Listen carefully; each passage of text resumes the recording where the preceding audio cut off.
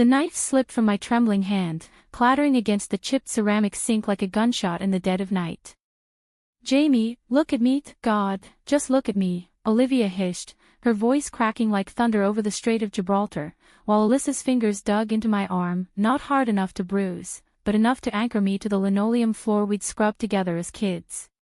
In that suffocating moment, with the salt air seeping through the cracked window and the ghosts of our mother's laughter echoing off the whitewashed walls, I knew the facade I'd built brick by brick in this sun-scorched corner of Spain was crumbling, and it was going to bury us all if I didn't let it fall. I never meant for it to come to this. Our family had fled the relentless churn of American suburbia 5 years ago, chasing some half-baked dream of reinvention in the sun-drenched hills of Tarifa, where the Atlantic kisses the Mediterranean in a perpetual tango of turquoise and foam. Dad called it starting fresh, after Mom's cancer hollowed her out like a storm-eroded cliff, leaving us with a modest inheritance and a ramshackle villa that smelled of olive wood and regret. Olivia, the eldest at 30, had always been the anchor, the one who mapped out our escape with spreadsheets and real estate listings, her corporate lawyer precision now funneled into running a boutique surf shop on the beach. She was all sharp edges and sun-kissed efficiency, her blonde bob never out of place even when the wind whipped kitesurfers into frenzy off the coast. Alyssa, 2 years my junior at 26, was the dreamer, the one who dragged us to hidden coves for midnight picnics under stars that felt closer than back in Ohio. Her curls framed a face that could light up a room or shatter it with a single, soulful glance, brown eyes that saw too much, always had. And me. Jamie, the middle child at 28, stuck in the limbo of figuring it out. I dropped out of art school stateside, chasing waves and whispers of freedom here, but really, I was just running from the knot in my chest that tightened every time I thought of Elena. Elena. God, even her name tasted like sea salt and stolen breaths. We'd met 2 summers ago at a local feria, the air thick with the sizzle of churros and the strum of flamenco guitars under strings of chili pepper lights. She was a painter from Madrid, 29, with ink-stained fingers and laugh lines that crinkled like parchment around eyes the color of aged Rioja. Her dark hair fell in waves that begged to be touched, and her voice, low, accented, laced with that effortless Spanish cadence, wrapped around me like a sarong on a humid night. One dance led to a walk along the cliff paths, her hand brushing mine as we watched windsurfers carve the horizon. By dawn, we'd kissed under a canopy of figs, her lips soft and urgent, tasting of manzanilla wine and possibility. It wasn't just a fling. In a town where expats and locals mingled like oil and vinegar, never quite blending, Elena became my secret harbor. We'd steal hours in her tiny studio above a tapas bar, her canvases splashed with abstracts of crashing waves and shadowed lovers, while I'd sketch her in charcoal, capturing the curve of her neck, the way her collarbone dipped like a promise. She taught me to say, "Te quiero," without flinching, and I showed her how to catch the perfect wave at low tide. But love in Tarifa was as fickle as the Levant winds, it could lift you to ecstasy or dash you against the rocks. Olivia suspected first. She always did. "You're glowing differently, Jamie," she'd say over breakfast of fresh pan con tomate, her blue eyes narrowing like she was cross-examining a witness. I'd laugh it off, blame the vitamin D, but she'd linger, wiping counters that didn't need it, her silence heavier than the humid air. Alyssa, bless her, was oblivious at first, too wrapped up in her own heartache after that disastrous fling with the British photographer who ghosted her midsummer. But even she started piecing it together, the late nights I claimed were inspiration walks, the wildflowers I'd tuck into my hair that weren't from our garden. The villa itself seemed to conspire against me. Perched on a bluff overlooking the straits, it was a labyrinth of terracotta arches and bougainvillea-draped patios, a far cry from our cookie-cutter split-level back home. Mom had loved it in the photos, the way the light poured in like liquid gold at sunset, but she'd never seen the shadows it cast. We'd renovated it piecemeal, Olivia handling permits with her iron will, Alyssa painting murals of swirling seas on the bedroom walls, me wiring the erratic electricity that still flickered during storms. It was our sanctuary, or so I thought, until that night in the kitchen. It started innocently enough, or as innocent as family dinners get when grief simmers just below the surface. We'd gathered for Alyssa's birthday, her 27th, marked not with cake but with a paella simmered over an open flame in the courtyard, saffron threads weaving gold into rice like threads of memory. Elena had texted me a heart emoji at noon, a quiet anchor amid the chaos, but I silenced my phone, pasting on a smile as Olivia uncorked a bottle of local Verdejo. The wine flowed, loosening tongues and old wounds, stories of Mom's last Christmas, the way she'd hum, somewhere over the rainbow, while folding laundry, Dad's awkward remarriage to that realtor from Cleveland, a union as stable as a sandcastle at high tide. By 10, the courtyard fire had died to embers, and we'd migrated inside, the air cooling as the mistral whispered through the shutters. Alyssa, tipsy and sentimental, pulled out Mom's old photo album, the one with curling edges and yellowed backs, filled with Polaroids of us as gap-toothed kids at Cedar Point, cotton candy staining our grins. "Remember this?" she'd say, pointing to a shot of me at 12, arms slung around a girl from camp, both of us in oversized tees, oblivious to the camera. Olivia snorted. Jamie's first crush. What was her name? Riley. God, you mooned over her for months. My stomach twisted. Ancient history, I muttered, but Alyssa's eyes flicked to mine, sharp in the lamplight. The conversation veered, as it always did, to futures, Olivia's plans to expand the shop, Alyssa's vague talk of a gallery in Cadiz. Then, inevitably, me. And you, Jamie. Still, finding yourself. Or is there someone we should know about? I busied myself at the sink, suds rising like a barrier. Plenty of time for that. But Olivia wasn't buying it. She rose, graceful as a cat, and sidled up beside me, drying a plate with deliberate slowness.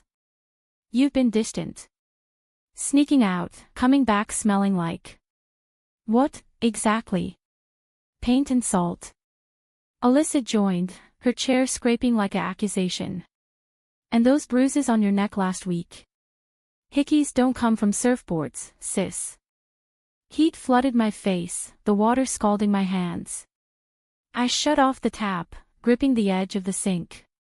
It's nothing. Just. Leave it. But they didn't.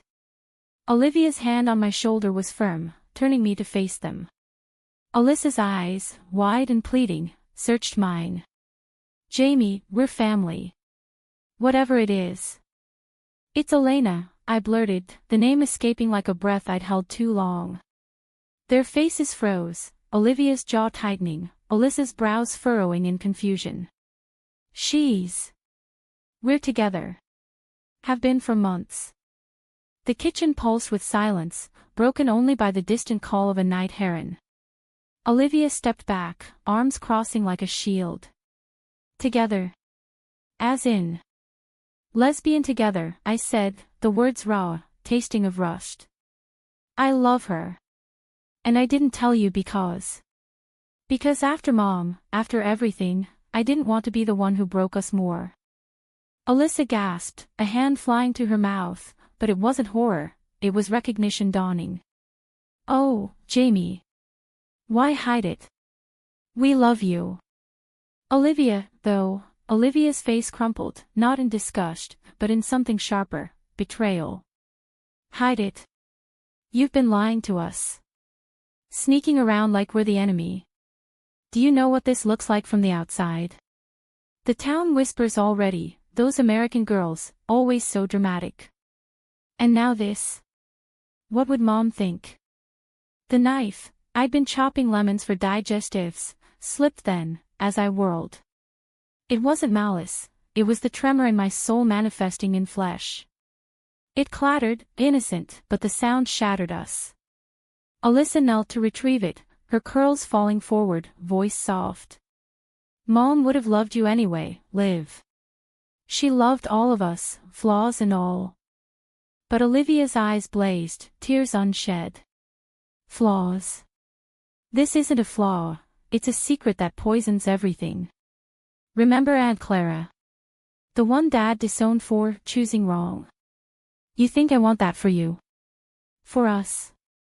I recoiled, the counter digging into my spine. Aunt Clara, the family phantom, the confirmed spinster, who'd vanished to San Francisco in the 80s, her letters burning holes in Mom's drawer.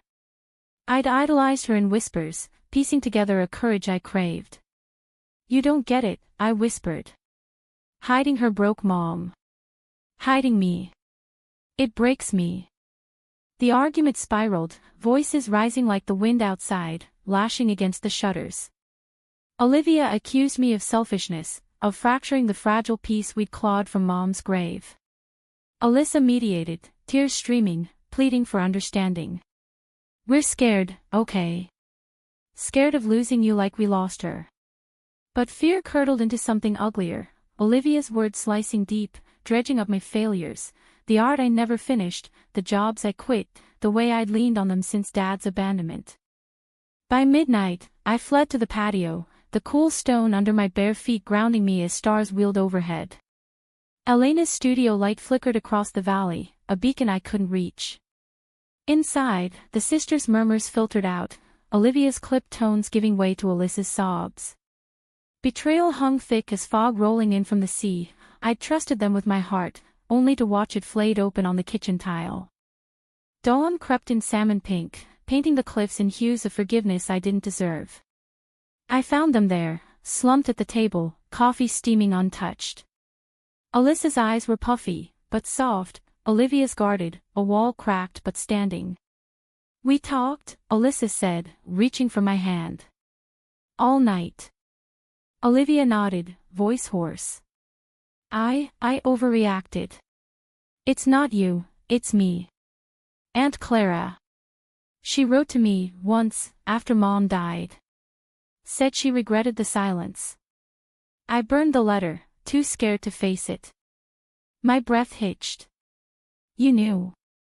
I guess. But I buried it, like Dad did." She stood, pulling me into an embrace that smelled of lavender soap and salt tears. "Forgive me, Jamie. For the walls I built around us." We held there, three silhouettes against the rising sun, the truth a bridge rather than a chasm. It wasn't easy, weeks of stilted talks, Olivia's awkward attempts at allyship, a rainbow flag in the shop window, hastily sewn, Alyssa's endless questions over beach walks. But Elena met them one humid evening, her smile disarming as she shared stories of her own family's quiet acceptance in Madrid. They bonded over paella and tales of lost loves, Olivia even admitting a college crush on her roommate she'd never pursued. Healing came in layers, like the strata in the cliffs we hiked, exposing vulnerabilities we'd long concealed. I came out to the town, sketches of Elena adorning the local cafe walls, our hands intertwined at market days. Olivia found therapy in an expat group, unpacking Dad's legacy. Alyssa started a blog on queer expat life, her words weaving us into something stronger. That kitchen night. It scarred us, yes, but scars fade to stories, and ours became one of reclamation. In Tarifa's wild embrace, where winds whisper secrets to the waves, we learned that truth doesn't destroy, it rebuilds, brick by loving brick. The months following that shattering night unfolded like the slow unfurling of a fern in the villa's overgrown garden, tentative, resilient, laced with the unexpected beauty of new growth. Elena became a fixture, her presence as natural as the cicadas' hum at dusk. She'd wander in with sketchpads under arm, her laughter mingling with Alyssa's as they debated brush techniques over glasses of Tinto de Verano on the patio. Olivia, ever the skeptic, warmed slowest, her invitation started as polite obligations, bring Elena to the shop's opening, if you must, but evolved into genuine curiosity, questions about Madrid's art scene slipping past her defenses like contraband. Yet beneath the mending, fissures lingered. I caught Olivia staring sometimes, her blue eyes distant, as if weighing the cost of our openness against the ghosts she'd exhumed. One afternoon, while Elena napped in the hammock strung between olive trees, I found Olivia in the attic, rifling through Mom's old trunk. Dust motes danced in the slanted light, illuminating yellowed letters tied with faded ribbon, Aunt Clara's handwriting, looping and defiant. "You're reading them now?" I asked, leaning against the doorframe, heart thudding. She didn't look up, fingers tracing ink long faded. "Should've years ago. Clara. She loved a woman named Sophia. They ran a bookstore in the Castro. Happy, from the sounds of it. But Dad, our grandfather, called it a phase, a rebellion. She chose silence over exile, but it ate her alive. I sank beside her, the floorboards creaking under our weight. Like it ate you, holding this. Olivia's laugh was bitter, a sound I'd rarely heard from her. I thought protecting us meant keeping things tidy. No loose ends, no scandals. After Mom. I couldn't risk more loss. Her voice cracked, and she pressed a letter into my palm. Read this. For me. Clara's words spilled out, tales of stolen kisses in fog-shrouded alleys, the ache of family dinners where she'd bite her tongue bloody, the quiet triumph of building a life unapologetic. Love isn't a choice we make alone, she wrote. It's the courage to let others choose it with us. Tears blurred the page, mine mingling with Olivia's as we sat there, two sisters bridging decades of unspoken pain. Downstairs, Alyssa burst in with armfuls of market bounty, blood oranges, crusty panes, wedges of manchego, her energy a bomb. What's with the funeral faces? Elena's up, she's making gazpacho. But her cheer faltered at our red eyes, and soon all three of us were tangled in a huddle on the rug, letters passed hand to hand like sacred relics. Elena joined quietly, her artist's eye absorbing the scene, then adding her own sketches, portraits of us as a unit, fierce and flawed, waves crashing at our feet. That vulnerability sparked something deeper, a pact, unspoken but ironclad. We started Truth Nights, bi-weekly gatherings around the kitchen table, ironic, that altar of revelation, where we'd air grievances over homemade sangria. Olivia confessed her fear of vulnerability, how law school had armored her against emotion. Alyssa admitted her jealousy of my easy romance, masking her own loneliness. I owned my resentment toward their protectiveness, how it smothered as much as it shielded. Elena, outsider turned insider, shared stories of her abuela's quiet queerness in Franco Spain, whispers in convent gardens, love letters hidden in rosary beads. But drama, as Tarifa's winds reminded us, was never far off. Conflict brewed when Olivia's shop expansion hit a snag. A local developer, a slick madrileno with a taste for coastal prime, lowballed her offer, eyeing our bluff for condos that would eclipse the horizon. Sell or suffocate, he sneered during a town hall, his cologne cloying as his smile. Olivia, spine steel, refused, but the stress etched lines around her eyes, turning our Truth Nights terse. Worse, whispers slithered through the mercado, the Americanas, always stirring trouble. And now with that painter.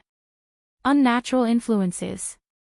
I felt the stares like pinpricks during my surf lessons, parents pulling kids from the water when Elena waved from the shore. One evening, as we prepped for a beach bonfire, a rock sailed through the villa's window, shattering glass and a framed photo of Mom mid-laugh. "Go home, degenerates," scrawled on the note tucked in its wrap. Panic clawed at me. "We should leave," I told Elena that night, her head on my chest as rain pattered the roof. "Before it escalates." She lifted, eyes fierce. "Run. Mi amor, that's what they want. We stay. We fight pretty." But Olivia's reaction gutted me. She stormed the kitchen at dawn, face ashen. "This is on us, on me, for flaunting that flag. I told you, Jamie, discretion.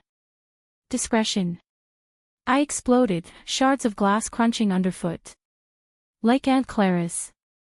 Bury it, and it festers." Alyssa intervened, but the wound reopened old rifts. Olivia retreated into work, her silence is arctic, I buried in sketches, Elena's touch my only thaw. Betrayal stung deepest when I overheard Olivia on the phone with Dad. "It's complicated, but Jamie's choices are stirring things up. Maybe it's time she came home alone." Alone. The word echoed like a death knell.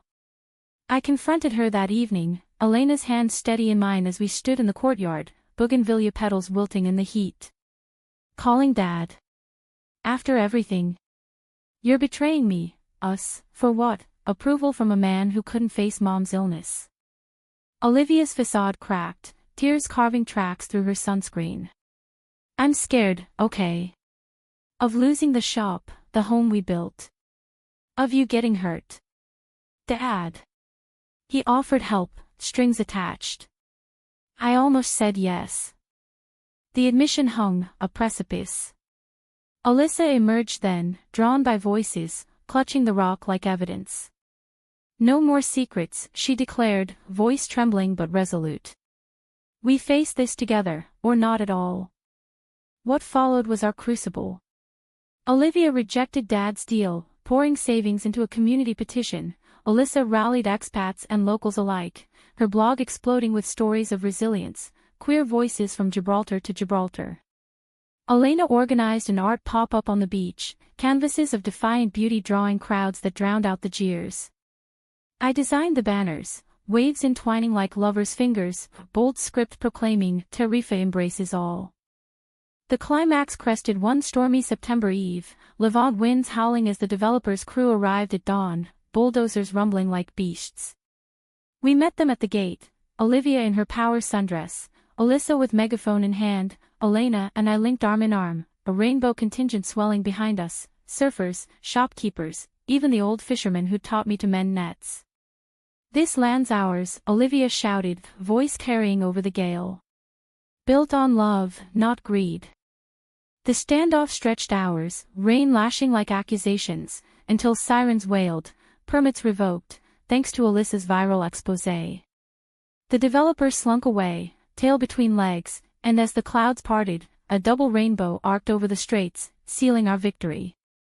In the aftermath, hugging amid mud and cheers, Olivia whispered, "You were right. Hiding heals nothing." Her embrace was fierce, a sister's vow renewed. Healing, it turned out, wasn't a destination but a horizon, always receding, yet pulling us forward with the inexorable tug of the tide.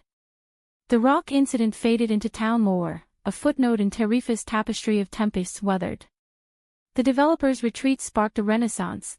Olivia's shop bloomed into a hub, hosting queer art nights where Elena's abstracts hung beside Alyssa's photographs of cliffside sunrises.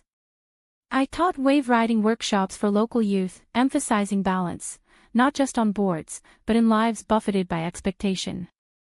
Yet romance, that delicate bloom, required tending too. Elena and I navigated the post-conflict glow, lazy mornings tracing constellations on each other's skin, chaste, reverent, like mapping sacred ground, evenings debating Picasso over tapas in hidden bodegas. But doubt crept in whispers, her Madrid family summoning her for holidays, the pull of city lights against our coastal idol. "What if this is just escape for you?" she asked one night, vulnerability etching her features as we lay on a blanket under Perseid meteors. I cupped her face, thumbs brushing away fears unspoken. Escape? No, amor, this is home. You are. Our kiss was a reaffirmation, soft as sea foam, sealing promises against the unknown. Family wove tighter still. Olivia, shedding her armor, dated a quiet barista named Marta, with a lopsided grin and stories of Basque vineyards. Their first outing. A double with us, laughter echoing over shared plates of gambas al ajillo, Olivia's hand tentative in Marta's, mirroring my own journey. Alyssa found sparks in a poet from Seville, their verses traded like love letters during weekend hikes through cork oak groves. Deeper still, we honored the absent. On Mom's would-be birthday, we scattered her ashes, delayed by bureaucracy, off the bluff at golden hour, petals of jasmine floating on the wind. Olivia read from Clara's letters, voice steady, "To love boldly is to live fully." Alyssa sang a folk tune, off-key but heartfelt, while Elena sketched the scene, capturing our silhouettes against the infinite blue. I whispered my own eulogy, "We choose you, Mom, all of us, unhidden." Betrayal's shadow lingered longest in quiet moments. Dad's occasional emails, polite probes laced with judgment, tested Olivia's resolve. One Christmas, he arrived unannounced, rental car kicking dust up the drive, bearing gifts wrapped in Midwestern pragmatism. Tension crackled like static as we gathered in the kitchen, that fateful hearth now strung with fairy lights. "Missed you girls," he said, eyes skimming over Elena like an afterthought. Dinner was a minefield, Talk of Cleveland snow skirted our truths until Alyssa, ever the bridge, asked point blank, "What do you think of Jamie's happiness?" Dad cleared his throat, fork pausing mid-air. "Happiness. It's fleeting. Choices have consequences." His gaze on me was pitying, a paternal patina over prejudice. I braced, but Olivia spoke first. "Consequences.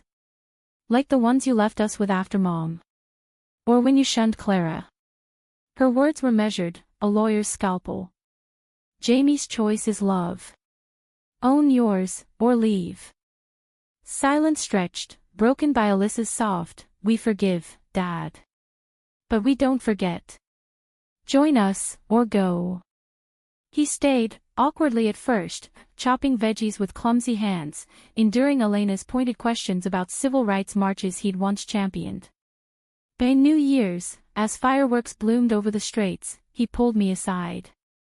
"I was wrong, kiddo. About a lot. Be happy, for her sake." It wasn't absolution, but a start. He left with a tentative hug, promising return sand strings. The true climax, though, brewed internally, a storm of self-doubt that crested in spring. Elena's big gallery show in Barcelona loomed, an opportunity that could catapult her to acclaim, but it meant weeks apart, her absence a void echoing old fears of abandonment.